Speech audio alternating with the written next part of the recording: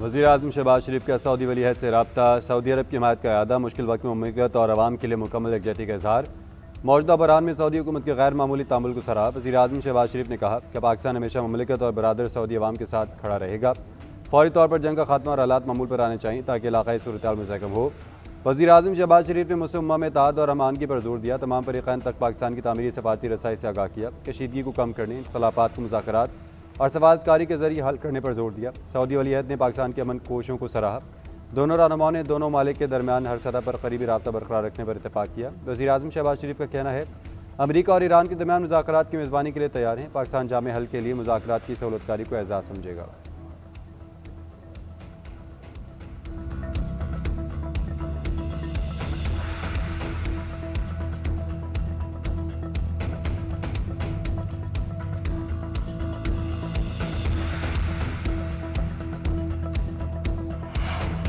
Negotiations right now.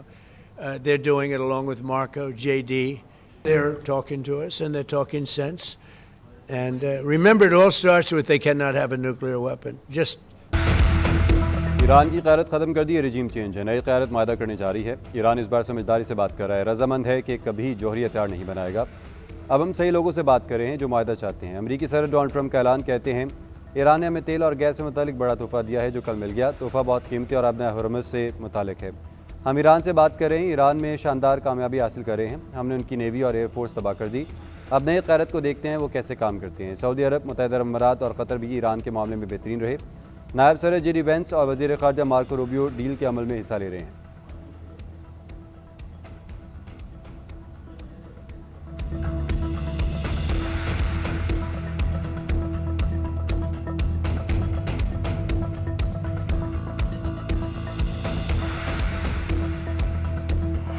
قدرت راهبردی که از آن دم میزدید تبدیل به شکست راهبردی شده.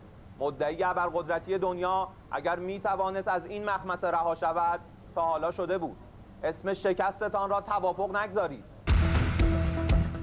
अपनी नाकामी को मुआहदे का नाम न दो। ईरानी फौज ने ट्रंप का ईरान से बातचीत का दावा मुस्तरद कर दिया। ईरान के आला फौजी कमान के तर्जुमान ने कहा पहले दिन से मौक़िफ़ है कि हम जैसे तुम जैसे समझौता नहीं करेंगे। ईरान के खिलाफ जंग के मुकम्मल खात्मे तक तेल की कीमतें वापस नहीं आएंगी। इब्राहिम जुल्फ़िकारी ने ट्रंप को मुखातब करके कहा क्या तुम्हारे अंदरूनी इख्तलाफात इस हद तक पहुँच गए हैं कि तुम खुद से ही मुज़ाकरात करने लगे हो। ईरान पर दबाव डालने की हर कोशिश नाकाम हो चुकी है और अमरीका अपनी शिकस्त को सफारती कामयाबी जाहिर करने की कोशिश कर रहा है।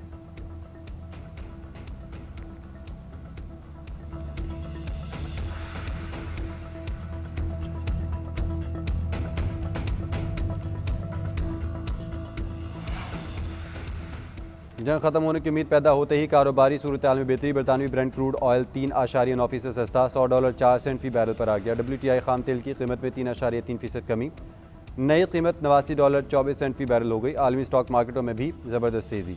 अमरीकी डाउ जोन्स में 352.34 पैसे का इजाफा। नेस्डैक फ्यूचर्स में भी तेज़ी। जापान के निक्केई इंडेक्स में 2.8, जनूबी कोरियन कॉस्पी में 3% इजाफा हुआ।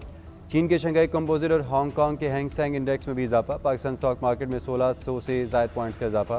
2 नफ्सियाती यादें बहाल हो गई।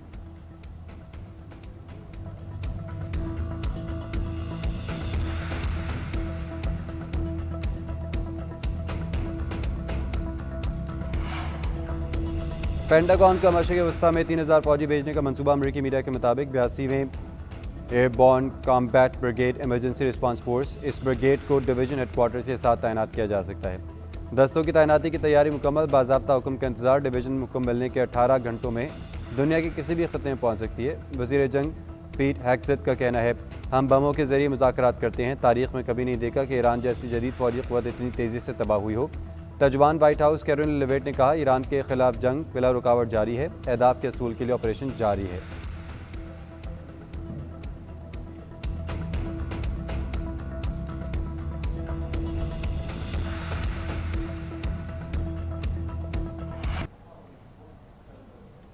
ईरान की हामी मलेशिया का बगदाद में अमरीकी अड्डे विक्टोरिया पर हमला। हमले में अमरीकी रडार और ब्लैक हॉक कॉप्टर तबाह करने का दावा।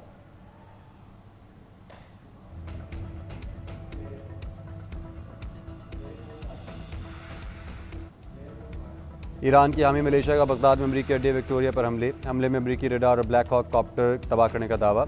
अमरीकी बेस पर ड्रोन टकराने की वीडियो भी जारी कर दी। अरबील के होटल में अमरीकी फोर्सेज को भी निशाना बनाने का दावा।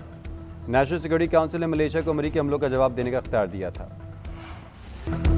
अमेरिका ने जंग के खात्मे के लिए ईरान को 15 निकाती अमन मनसूबा भिजवा दिया। न्यूयॉर्क टाइम्स और रॉयटर्स के मुताबिक अमन मनसूबा पाकिस्तान के जरिए पहुंचाया गया। नेतंज, इस्फहान और फर्दो के जौहरी प्लांट को ख़त्म करने का मुतालबा, किसी भी मवाद की अफसूदगी न करने, खत्ते में प्रॉक्सीज को फंडिंग बंद करने की शराइत, आबना हरमस में फेरी टाइम जोन बनाया जाए ताकि आलमी जहाज़ रानी खतरे के बगैर हो। रिपोर्ट्स के मुताबिक अमन मनसूबे का मकसद जंग से निकलने का रास्ता तलाश करना। ईरान ने मनसूबा कबूल किया तो पाबंदियों में नरमी समेत कुछ मराहत दी जाएंगी। पाकिस्तान, मिस्र और तुर्किया सालसी में किरदार अदा कर रहे हैं। अमरीकी मीडिया के मुताबिक ईरान ने अमरीका को बैकडोर राब्ते में मुज़ाकरात की बात की। स्टीव विटकॉफ और जेरेड कुशनर की जगह जेरी वेंस से बातचीत पर आमादगी जाहिर की। ईरान की जानिब से अमन मनसूबे पर ताहाल बाज़ाब्ता रद्दअमल सामने नहीं आया।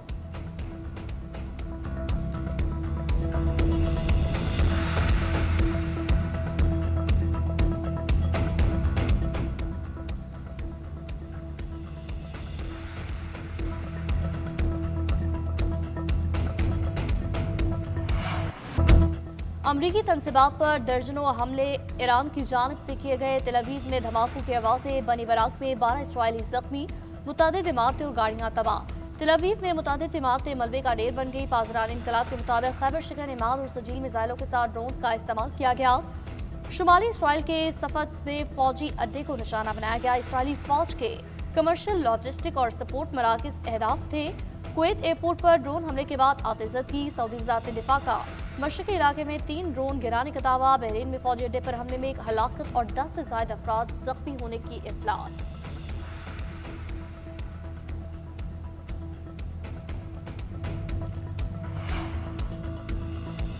मुज़ाकरात के साथ ईरान पर हमले भी जारी। अमेरिका और इसराइल की जानिब से तवानाई तनसीबात को निशाना बनाया गया। बूशहर में न्यूक्लियर पावर प्लांट के करीब हमला। ईरानी आर्मी तवानाई तंजीम की तस्दीक।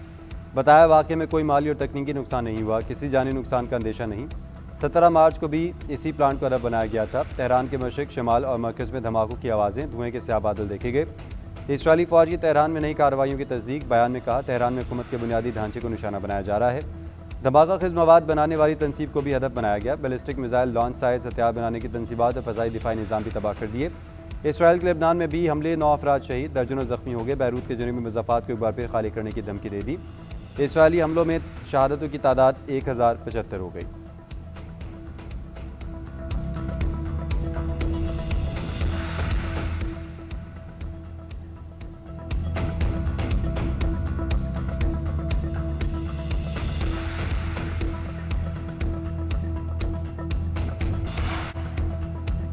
वफाकी वज़ीर दाखिला मोहसिन नकवी की ज़ेर सदारत ओवरसीज़ पाकिस्तानियों से मुताल्लिक़ इजलास। स्पेन के रेजिडेंट कार्ड के असूल में पेशरफ्त का तफसीली जायजा। स्पेन में गैर कानूनी तारकीन वतन को कानूनी हैसियत दिए जाने से मुताल्लिक़ बातचीत। रजिस्ट्रेशन के आगाज से कबल पासपोर्ट और दीगर दस्तावेजात 1 हफ्ते में जारी करने का फैसला। मोहसिन नकवी ने कहा, बैरून मुल्क मुकीम पाकिस्तानियों को पासपोर्ट का जल्द अजरा अव्वलीन तरजीह है। किसी मुजरिम या मतलूब मुलजिम को हरगिज पासपोर्ट जारी न किया जाए। सिफारत खाने को पासपोर्ट सेक्शन के लिए इजाफी अमला फौरी तौर पर फराहम किया जाए। पुलिस को कैरेक्टर सर्टिफिकेट की तस्दीक तेज करने की हिदायत कर दी। चौधरी सालिक हुसैन के मुताबिक स्पेन की इस स्कीम से तकरीबन 15,000 पाकिस्तानी फायदा उठाएंगे।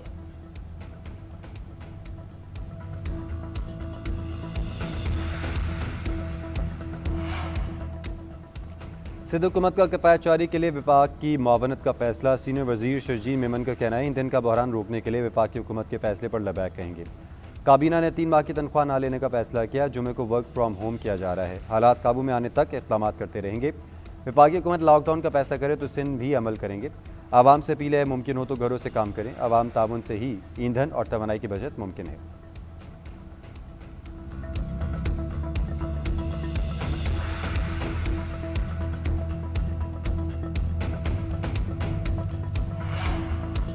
वज़ीर आला पंजाब मरीम नवाज का नया रिकॉर्ड। काश्तकारों को 20,000 ट्रैक्टर फराहम कर दिए गए। मजीद 10,000 ट्रैक्टर की फराहमी का अमल जारी। मरीम नवाज का कहना है, wheat and rice combine harvester भी देंगे। काश्तकार प्रोग्राम के तहत किसान हाई पावर ट्रैक्टर और दीगर ज़रूरी मशीनरी भी हासिल कर सकेंगे। काश्तकारों को मैकेनाइजेशन के जरिए जल्द जदीद फार्मिंग की तरफ गामजन किया जाएगा।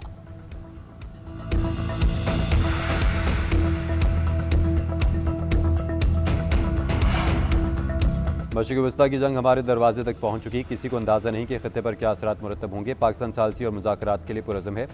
हम हुकूमत की तमाम काविशों में इसके साथ खड़े हैं। मौजूदा हालात में पूरी कौम को ज़हनी तौर पर तैयार रहना होगा।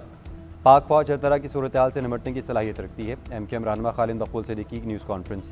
सिंध हुकूमत पर भी तनकीदी वार, बोले लॉकडाउन लगाने से पहले खैरात को निचली सतह तक मुंतकिल किया जाए। हम अपने हिस्से का अख्तियार अवाम को देना चाहते हैं। सिर्फ एक जागीरदाराना जमात इसकी मुखालफत करती है। मुतालबा करते हैं कि 28वीं आईनी तरमीम फौरी लाई जाए। आर्टिकल 140A को भी शामिल किया जाए।